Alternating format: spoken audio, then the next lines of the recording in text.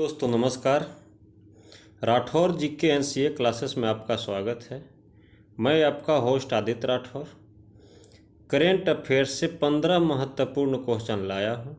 आज का पहला प्रश्न है, हाल ही में भारतीय स्टेट बैंक ने किसे अपना उप प्रबंधक निदेशक नियुक्त किया है?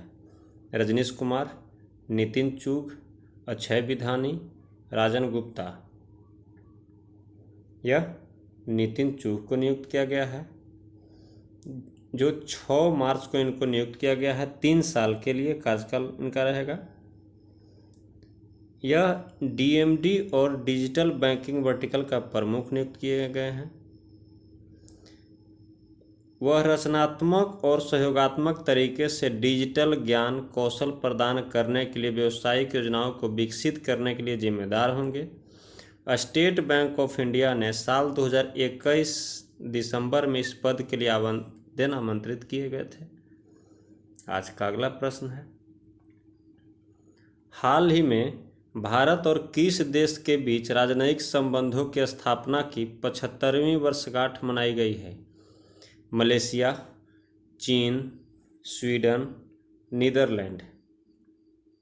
यह नीदरलैंड है सही आंसर। जो इस अवसर को चिन्हित करने के लिए विदेश मंत्रालय में सचिव श्री संजय वर्मा और भारत में नीदरलैंड के राजदूत श्री मार्टिन वैन डेन वर्ग ने 2 मार्च 2022 को एक संयुक्त लोगो जारी किया। 75वीं वर्षगांठ मनाने के लिए वर्ष के दौरान जल, कृषि, नवाचार, ऊर्जा, जलवायु और संस्कृति सहित सहयोग के व्यापक क्षेत्रों में बड़ी संख्या में कार्यक्रमों और गतिविधियों की योजना बनाई गई। आज का अगला प्रश्न है, हाल ही में आईएसएसएफ विश्व कप में श्री निवेदा ने महिलाओं की 10 मीटर एयर पिस्टल स्पर्धा में कौन सा पदक अपने नाम किया है? स्वर्ण, रजत, कांस्य, इनमें से कोई नहीं। यह स्वर्ण पदक जीती है।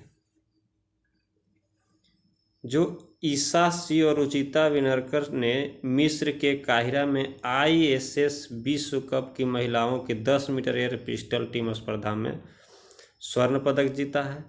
इस जीत के साथ भारत 2 स्वर्ण और रजत समेत 3 पदकों के साथ पदक तालिका में शीर्ष पर है। जर्मनी की एड्रिया कैथरीना हेकनर, सेंडेनारिजर और केरेना बीमर ने रजत पदक जीता है। आज का अगला प्रश्न है, हाल ही में किस पूर्व भारतीय सेना प्रमुख का निधन हुआ है? एसएफ रोड्रिग्स, खुशवंत सिंह, सूर्य प्रताप सिंह, इनमें से कोई नहीं।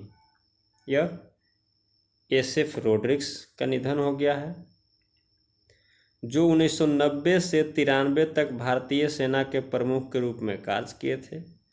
इनका 88 वर्ष की उम्र में निधन हो गया है। जो रोड्रिग्स का फुल नेम था जनरल सुनीत फ्रांसिस रोड्रिग्स, जो 2004 से 2010 तक पंजाब के राज्यपाल भी रहे थे और अपनी सेवानिवृत्ति के बाद से वह सामाजिक और साहित्यिक गतिविधियों में लगे रहे और उन्होंने राजनीतिक मुद्दों पर कई वार्ताएं भी की। राष्ट्र और भारतीय सेना उनके अमूल्य योगदान और राष्ट्र की सेवा के लिए हमेशा ऋणी रहेगी। आज का अगला प्रश्न है, निम्नलिखित में से किसके द्वारा विज्ञान और पर्यावरण केंद्र की भारत की पर्यावरण रिपोर्ट की स्थिति 2022 जारी की है?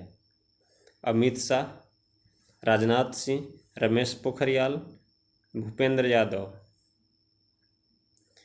इसका भूपेंद्र यादव हो जाएगा, जो केंद्रीय पर्यावरण मंत्री हैं।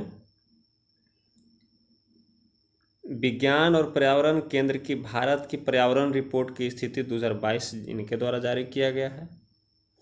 दोस्तों, जो मेरे चैनल पर पहली बार आए हैं कृपया सब्सक्राइब कर लें, और जो सब्सक्राइब कर लिए हैं वो लाइक, शेयर और कमेंट करके यह बताना ना भूलें कि कि आप 15 में कितना सही कर रहे हैं। आज का अगला प्रश्न है, हाल ही में किसे भारतीय एक्सा लाइफ इंश्योरेंस की ब्रांड एम्बेसडर नियुक्त किया गया है? आलिया भट्ट, करीना कपूर खान, विद्या बालन, सोनाक्षी सिन्हा। यह विद्या बालन को किया गया है। जो भारतीय एक्सा लाइफ इंश्योरेंस की ब्रांड एम्बेसडर बनी है, इसका hashtag do the smart thing champion को बढ़ावा देने में मदद करेगी। भारतीय एक्सा लाइफ इंश्योरेंस भारत के अग्रणी बिजनेस ग्रुप भारतीय और वित्तीय सुरक्षा और संपत्ति प्रबंधन में दुनिया के अग्रणी संगठनों में से एक एक्सा का एक संयुक्त उद्यम है। आज का अगला प्रश्न है, हाल ही में किस देश को फाइनेंशियल एक्शन टास्क फोर्स की ग्रे लिस्ट में जोड़ा गया है? रूस, यूएई, यूक्रेन, इजराइल। यह यूएई को जोड़ा गया है। जो पेरिस बेस्ड है फाइनेंशियल एक्शन टास्क फोर्स, इसको ग्रे लिस्ट में शामिल किया गया है। यह बढ़ी हुई निगरानी वाले 23 देशों की सूची है, जिनमें मध्य पूर्व के साथ ही जॉर्डन, सीरिया और यमन शामिल है। यूएई ने हाल ही में एक कॉरपोरेट रजिस्ट्री की स्थापना की है और अन्य देशों के साथ प्रत्यर्पण समझौतों पर हस्ताक्षर किए हैं। पाकिस्तान को भी फैट की ग्रे लिस्ट में बरकरार रखा गया है। आज का अगला प्रश्न है, हाल ही में भारत की स्वदेशी ऑटोमेटिक ट्रेन प्रोटेक्शन सिस्टम का नाम क्या रखा गया है? रुद्र, रक्षक, कवच, प्रहरी। इसका कवच नाम रखा गया है। जो ऑटोमेटिक ट्रेन प्रोटेक्शन सिस्टम कवच है, जिसका हाल ही में दक्षिण मध्य रेलवे पर परीक्षण किया गया था। केंद्रीय बजट के अनुसार यह सिस्टम 2022 से 23 में 2000 किलोमीटर पर पूर्ण रूप से रोल आउट किया जाएगा। इसे ट्रेन कोलिजन एवॉइडेंस सिस्टम यानी TCAS के नाम से भी जाना जाता है। यह भारत की अपनी स्वचालित सुरक्षा प्रणाली है। इसका नाम बदलकर कवच कर दिया गया है। आज का अगला प्रश्न है, ऑक्सफोर्ड इकोनॉमिक्स की रिपोर्ट के अनुसार यूट्यूब से वीडियो के जरिए देश को कितने करोड़ रुपए की कमाई कराई है? 6800 करोड़ रुपए, 7800 करोड़ रुपए, 8800 करोड़ रुपए, 5800 करोड़ रुपए। इसका 6800 करोड़ रुपए हो जाएगा।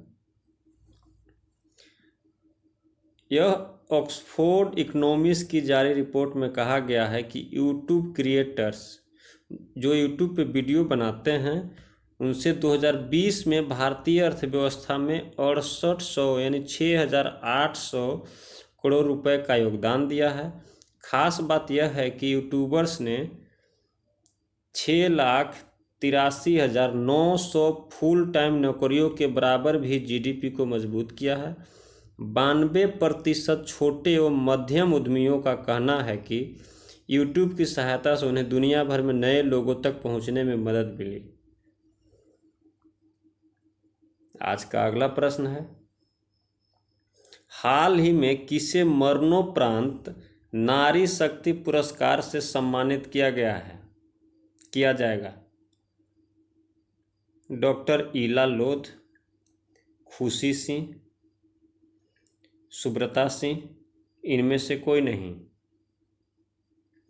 यह डॉक्टर ईला लोध को सम्मानित किया जाएगा, जो यह एक प्रसिद्ध स्त्री रोग विशेषज्ञ थी, जिनका त्रिपुरा में स्वास्थ्य सेवाओं की पूर्व निदेशक डॉक्टर ईला लोध को 8 मार्च को राष्ट्रपति भवन में एक समारोह में मरणोपरांत नारी पुरस्कार से सम्मानित किया गया।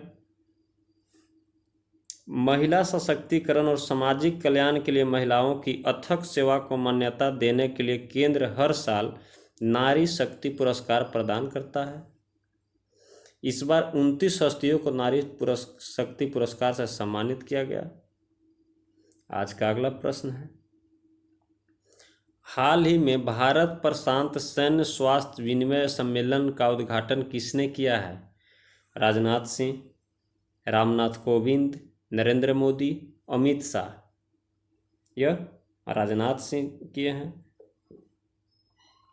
जो रक्षा मंत्री राजनाथ सिंह हैं, जो 7 मार्च 2022 को 4 दिवसीय Indo Pacific military health exchange सम्मेलन का उद्घाटन किया है। इसकी सह मेजबानी सशस्त्र बल चिकित्सा सेवा और यूएस इंडो पैसिफिक कमांड द्वारा की गई है। आज का अगला प्रश्न है, निम्नलिखित में से किस भारतीय महिला क्रिकेटर ने सबसे अधिक बार विश्व कप प्रतियोगिता में भाग लिया है? झूलन गोस्वामी, स्मृति मंधाना, हरमनप्रीत कौर, मिताली राज। यह मिताली राज हैं, जिन्होंने 6 विश्व कप खेलने वाली कुल मिलाकर तीसरी क्रिकेटर बनी हैं। इनसे पहले सचिन तेंदुलकर और जावेद मियांदाद थे जो 6 विश्व कप में भाग लिए थे। यह 2000, 2005, 2009, 2013, 2017 और अब 2022 में आईसीसी महिला क्रिकेट विश्व कप स्पर्धाओं में खेल चुकी हैं। आईसीसी महिला क्रिकेट विश्व कप 2022 का आयोजन न्यूजीलैंड में हो रहा था। आज का अगला प्रश्न है, निम्नलिखित में से कौन सा राज्य प्रति व्यक्ति शुद्ध राज्य घरेलू उत्पाद के मामले में शीर्ष स्थान पर रहा है? आंध्र प्रदेश, तेलंगाना, महाराष्ट्र, गोवा। यह तेलंगाना है। जो सांख्यिकी और कार्यक्रम कार्यान्वयन मंत्रालय द्वारा वर्तमान कीमतों पर प्रति व्यक्ति शुद्ध राज्य घरेलू उत्पाद की वृद्धि दर के मामले में तेलंगाना भारत में 1 करोड़ से अधिक आबादी वाला शीर्ष प्रदर्शन करने वाला राज्य बन गया है। यह महाराष्ट्र, कर्नाटक और तमिलनाडु जैसे अन्य राज्यों में सफल रहा है।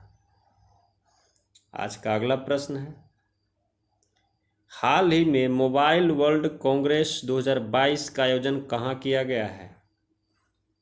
Madrid, London, Barcelona, Budapest. यह बार्सिलोना में किया गया है। Global system for mobile communications association यानी GSMA ने 2022 मोबाइल वर्ल्ड कांग्रेस यानी MWC का आयोजन किया है, जो 28 फरवरी से 3 मार्च तक बार्सिलोना में हुआ था।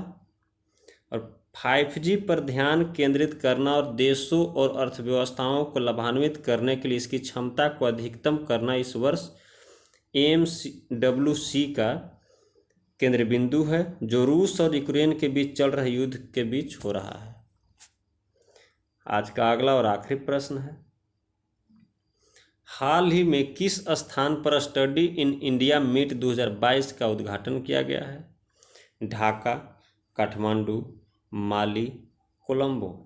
यह ढाका में किया गया है। जो 2 दिवसीय स्टडी इन इंडिया 2022 बैठक का उद्घाटन ढाका, जो बांग्लादेश में है, बांग्लादेश की राजधानी है, भारतीय उच्चायोग द्वारा आयोजन कार्यक्रम का उद्घाटन बांग्लादेश के शिक्षा मंत्री डॉक्टर दीपू मोनी और बांग्लादेश में भारत के उच्चायुक्त विक्रम दोराईस्वामी ने किया। दोस्तों, जीवन में एक अपना लक्ष्य निर्धारित कीजिए और हमेशा अपनी दृष्टि को उस पर बनाए रखिए।